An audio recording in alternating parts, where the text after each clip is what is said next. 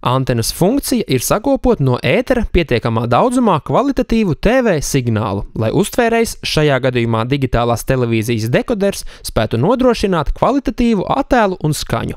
Attiecīgi, ja būsim izvēlējušies apstākļiem nepiemērotu antenu, visticamāk TV signāls būs vājš un nekvalitatīvs, un televīzijas skatīšanās nebūs iespējama.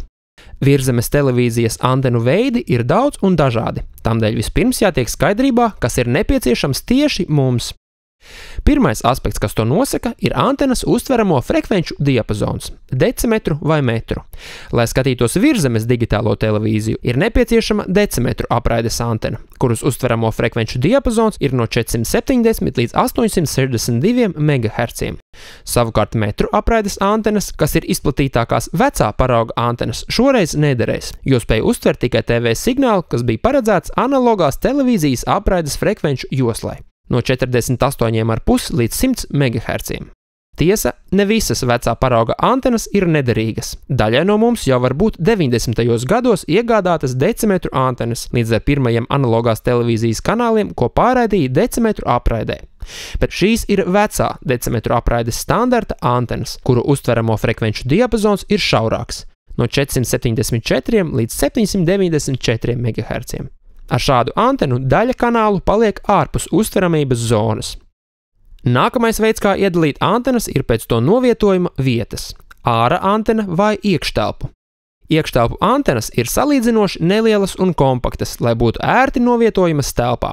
Tās var izmantot gadījumos, ja nav iespējams uzstādīt āra antenu, kā arī, ja attālums starp TV uztvērēju un raidītāju ir pavisam neliels, daži kilometri, un attiecīgi TV signāls ir stiprs.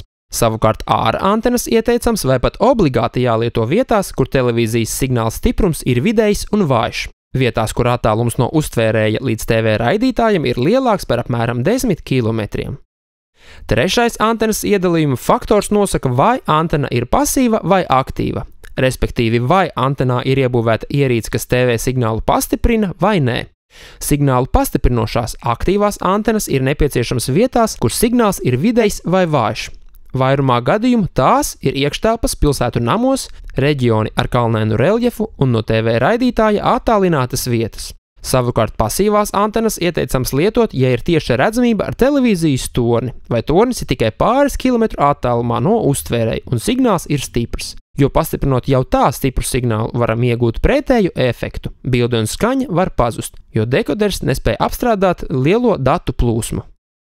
Rezumējot apskatītos faktorus, loģika ir sekojoša.